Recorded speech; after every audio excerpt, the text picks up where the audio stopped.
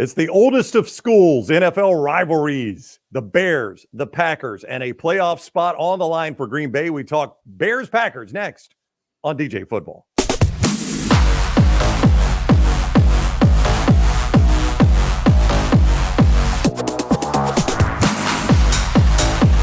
He's the NFL Network's Daniel Jeremiah. I am Ryan Brown. This is DJ Football presented by MyBookie.ag. Code next round when you sign on at MyBookie.ag. Get that great sign-on bonus. And bet anything, anytime, anywhere at MyBookie.ag. Week 18, DJ, we got a playoff spot potentially on the line for the Packers. What's going on, man? How are you? I'm doing great, man.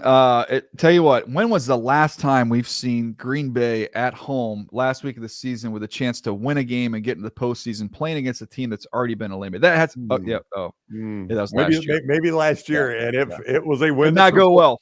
It was the win that propelled the Lions into the playoffs this year. But here are the Packers right back at this very spot. This time it is not Aaron Rodgers. It is Jordan Love. The Bears come to town. Packers are a 3-point favorite at MyBookie.ag. It was clear what the Lions were playing for in this game last year. A little bit of respect and to ruin everything for the Green Bay Packers. And they got both those things. Do you see the Bears in that same situation? Yeah, this is the part that sucks if you're a Packer fan, is that one of the motivations for teams that have been eliminated is, and it's, it's not spoken, but you would love to preserve your draft spot. Right. They already have the first pick, courtesy of the Carolina Panthers. They're sitting in the catbird seat. Yep. Hey, man, let's go win a game. Let's go keep our rival from the postseason. Let's build a little momentum into next year. It looks like we're all coming back, right, in terms of a head coach and the general manager. We've got a decision to make on Justin Fields. We'll get to that in a little bit. But, man, that's brutal for the Packers because you're going to see a highly motivated Bears team that's actually playing pretty good football down the stretch. So, the Packers are a team relying on a lot of young guys, which has been commendable. With starting with Jordan Love and the year that he's had, he's done a nice job and solidified that position. Look at all the receivers they're throwing through. They're all first and second year guys, including the tight ends. That's exciting, but they haven't been in this position collectively as a group with this type of pressure on them. I'm looking forward to seeing how they do. So you say the evaluation of Justin Fields, and I know that's going to be a daily thing for him. It feels like it has lasted forever. Where do you think we are in the evaluation of Justin Fields? Well, I feel like there's two different ways to look at it. Let's take our way. So me and you will be in this group of people outside of the bubble of Chicago, right? When you're looking at this and you evaluate Justin Fields' performance throughout his time there, and keep in mind that the line is trending positively. He's gotten better. We're seeing a better version of him. But we haven't seen a good enough version in order for you to stay committed to him and give him, end up having to commit to him with a fifth-year option and eventually have to pay him a ton of money and give up the opportunity to not only reset the clock on the pay scale, but get somebody who has, more ability to win from the pocket. And I think you look at, and we'll get through all the names eventually once they all declare for the draft. But that's from the outside perspective. That seems to be fairly obvious that should be the direction they should go. Now, let's remove ourselves from it. Now you're inside the Chicago bubble where you have got a city that really, really is fond of Justin Fields. They're chanting his name in games. You've got teammates who've been passionate about supporting him and wanting him to come back. Now, as the general manager and Ryan Poles sitting in that chair, there's more pressure on him, knowing not only, I have to think about, as the new guy we get in and we can bring him, is he going to be a lot better than him? How long is it going to take us to get him up and running to be, for these guys all want to win? How long is it going to take to get that rookie quarterback up and running? And not only is he going to be a better player, but how is he going to be as a person? Because we're replacing both the person and the player in Justin Fields. The person is very popular. So that makes that decision a little cloudy, I think, for those guys there in Chicago. And, it's not going to be a one-game decision, but certainly you brought the fans into this. You go on the road, you go ruin everything for your most bitter rival. Yeah. That's only going to make you more of a fan favorite if Fields shows out in this game. No, I think it's a very fair point. And, Justin is still really young. It's just, to me, he hasn't played at a consistently high enough level. He's run around and he's made plays. And then the question becomes, how does that translate to a long-term success? And can we take this passing game where we need to take it? Because statistically it's way down during his time there. So it's just, that's going to be a fascinating case study to see what they do, because there's risk both ways. There's risk in, moving on from Justin Fields. There's also risk in if you keep Justin Fields and you watch that other quarterback that you traded the rights to go somewhere else and light it up and do things that Justin can't do. So, man, it's going to be an interesting one.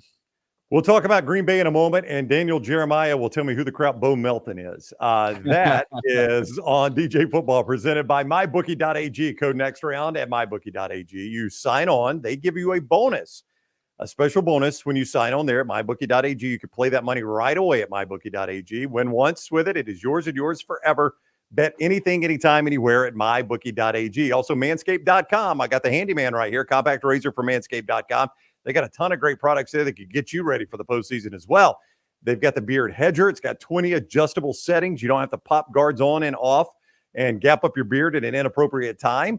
It's a locked-in guard, and it's got tons of settings on there. And you take it off and clean it at any time, but it's never going to pop off on you there.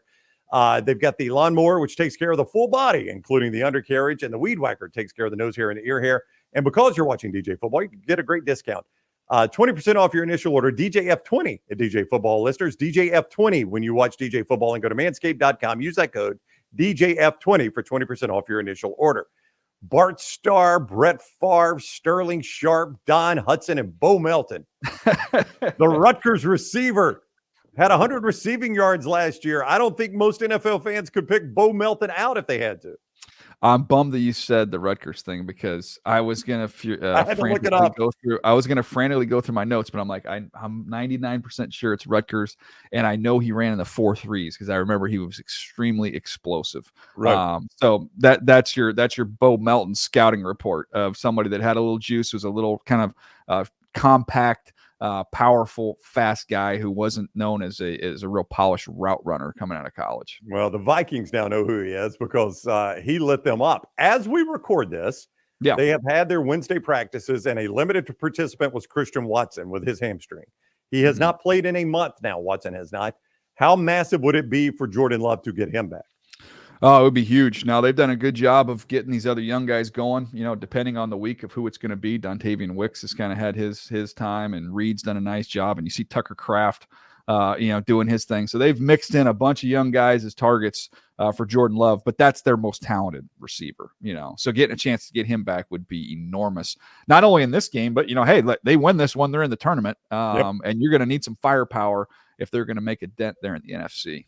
And when you're a Packers player, you're going to be judged on what you do in the postseason. Regular season is nice, but this is a proud franchise that is going to judge on postseason.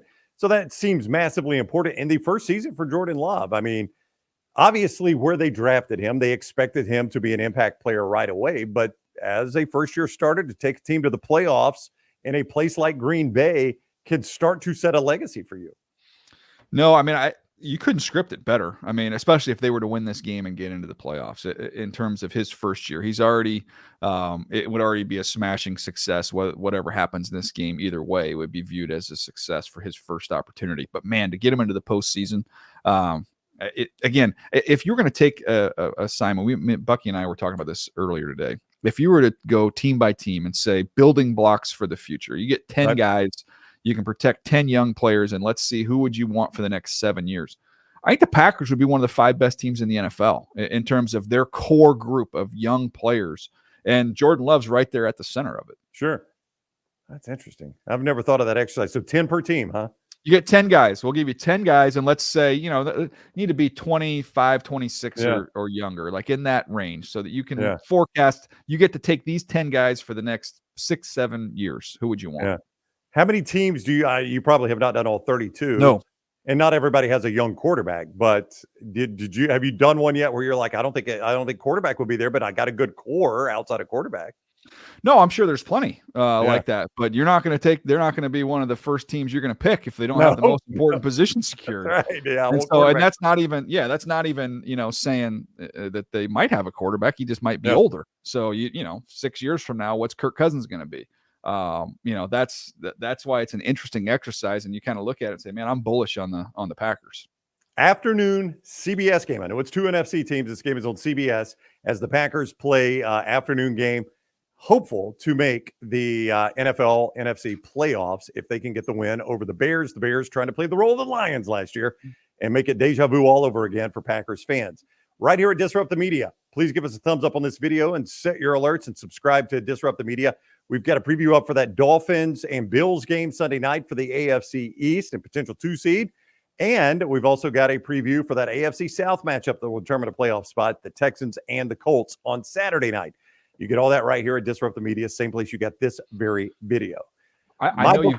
I know. Go ahead. Finish your reading. No. It's a MyBookie.ag code next round. MyBookie.ag code next round for that sign-on bonus, and Manscaped.com code DJF20 for 20% off your initial order. Go. Did I ever tell you what I did to win that trophy right there? No. Do you recognize that trophy? I don't. It's so far away. I got bad vision. I did nothing. It was our props person. He put everything on the bookshelves, and it's.